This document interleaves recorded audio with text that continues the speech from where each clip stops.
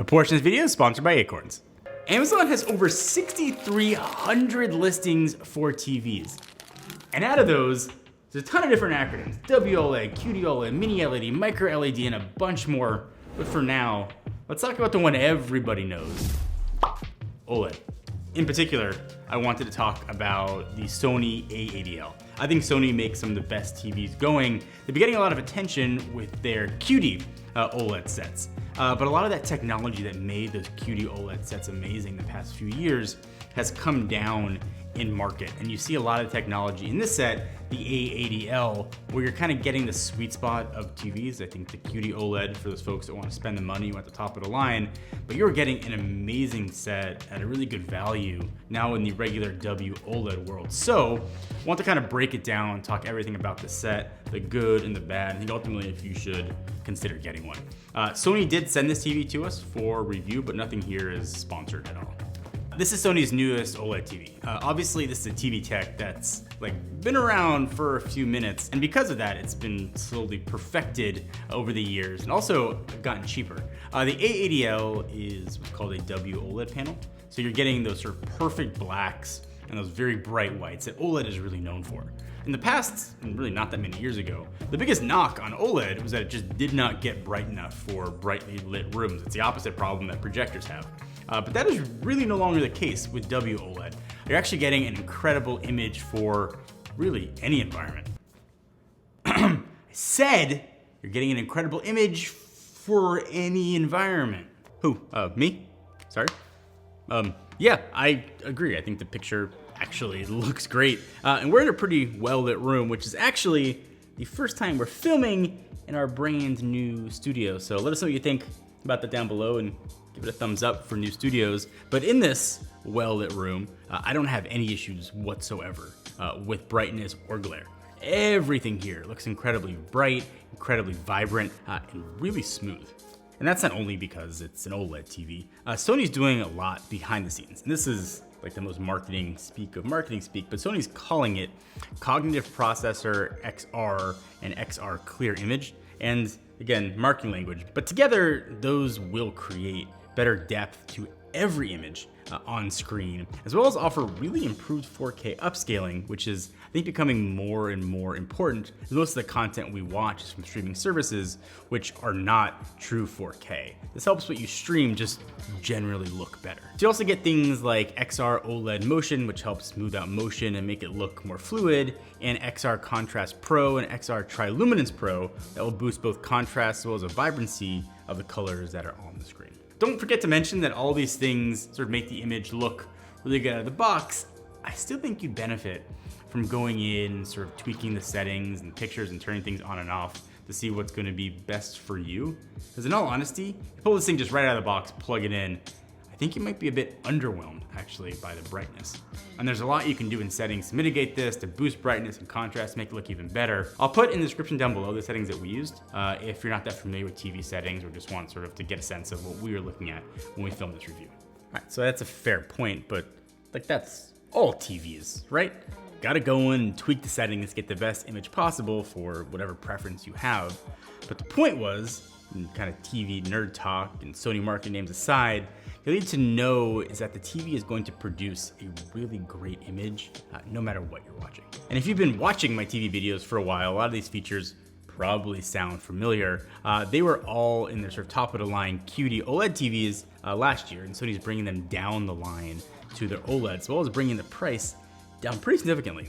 Sony was known for years as being really expensive. It was dubbed the Sony tax. But now that Sony is reducing that premium way down, so bringing this OLED set to $600 or $700 lower than other competing sort of OLEDs on the market. This is a 65-inch version of A80L, and depending on the time of the year, it's about $2,200-$2,300, although that could go way down with some sales depending on when you're watching this video. That is a really competitively priced TV. So you've got last year's top tier tech that gives you the brightness where you want it, deep black colors where I think you really need it, and rich colors no matter what you are watching, all for a price that's been less than the premium competition out there. And on top of that, Sony's expanding their available sizes of their OLED line. This one's 65 inches, but you can get either a smaller 55, a 77 inch, and the you absolutely need it 83 inch size. Did I get everything?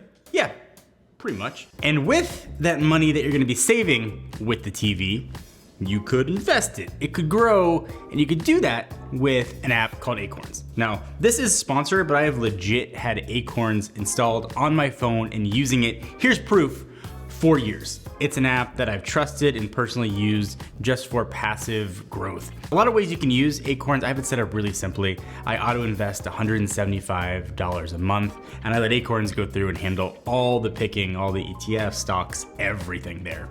You can also put money in through kind of rounding up on purchases. They just make it a very simple and elegant way to grow your portfolio, grow your net worth, and sort of look at it over a long period of time. So for example, I can see if I keep up my current projection, by the time I'm 82, how much money I would have in my account. I almost use it like an account for my kids. Just sort of put a little bit of money in now. By the time they would need it when they're 18, 19, I'll have some money put aside that I can give them.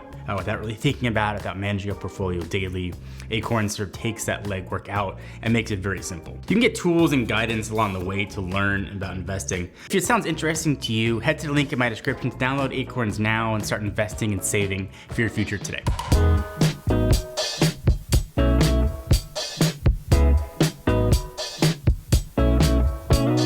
So, and with this being OLED, you're getting that really signature ultra thin design. A lot of times with OLEDs, the bottom half sticks out a lot more because that's where they keep all the components of the TV. So Sony's actually kept the design a lot smaller all the way down. So if you wanted to sort of wall mount this, you can get it really close to the wall for a lot cleaner look.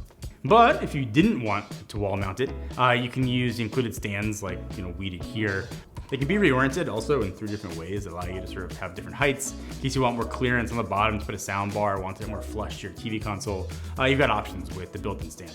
And speaking of console, if you have a next-gen console, this TV has, unsurprisingly, a lot of good gaming features. So on the back of the TV, you have a lot of I/O, including 4 HDMI ports. 2 of them are HDMI 2.1 4K, so those are 120 hertz capable. So it can display the next-gen console's full capacities, and if that just happens to be a PlayStation 5, also made by Sony, of course, integrates really nicely into your Sony TV. You have access to things like auto HDR tone mapping to help make the game sort of look as good as possible. So this year, Sony also included a lot of new features for gaming, specifically the redesigned gaming menu. Gives you really quick access to things like turning on and off VRR, motion blur, even adding a crosshair. I won't judge you too much if you turn that on. Sony also added something called the black equalizer, which allows you to quickly brighten up dark shadows so you can see sort of your character better in darker games. So obviously the TV looks good, the screen looks good, and it's got nice gaming features, but if you're not gonna plug in a sound bar or plug in a sound system, like how's the thing gonna sound? Sony's been doing this for a while. They have what they're calling Acoustic Surface Audio Plus. Basically just the screen itself is gonna turn into a speaker, as opposed to just having sort of rear-facing speakers on the back or speakers on the bottom or top like a lot of other TVs, sort of leaving your audio kind of sounding a bit muffled. So this Acoustic Surface allows for kind of almost like a subtle 3D Dolby audio effect. So like if you're watching something where the audio is coming from the left side of the screen to the right, it'll mimic that surround sound. You'll notice a very subtle movement of the audio coming from left to right. When it comes to TV speakers, these are probably amongst the best, but you're obviously gonna get better audio if you got to go for a real deal surround sound or a soundbar. And you decide to use any of sort of the Sony options for that, actually allow your TV to act as an additional center channel. So that's kind of pretty cool. So it'll use that acoustic audio as a center channel for whatever other Sony speakers you have set up around it. Lastly, it's worth mentioning also that the AADL is using Google TV. So you've got everything that you need sort of built in so you can stream whatever you want without needing sort of additional streaming box. Something that I did notice, I usually don't use the built-in OS of my TVs. Usually I'll plug in, generally an Apple TV, but if you use a Roku or Amazon devices, it wasn't holding the settings that I went through and tweaked as well with a set-top box as it did with the built-in app. So like the brightness wasn't quite the brightness that I had set. So if you do opt to pick up an AADL, you find yourself thinking Google TV is the right fit for you, using the built-in apps will keep those settings almost completely. Maybe a software update might change it, or maybe it's in my head, but I'm pretty sure I noticed a difference. In addition to sort of the Google TV, they also have built-in Sony apps called Bravia Core, which is Sony's streaming platform. It's going to stream select movies at a higher bitrate that's the same as Blu-ray, which is pretty awesome. And Bravia Core also supports streaming Dolby Atmos, so you really get more of a cinematic experience if you decide you want to go that route.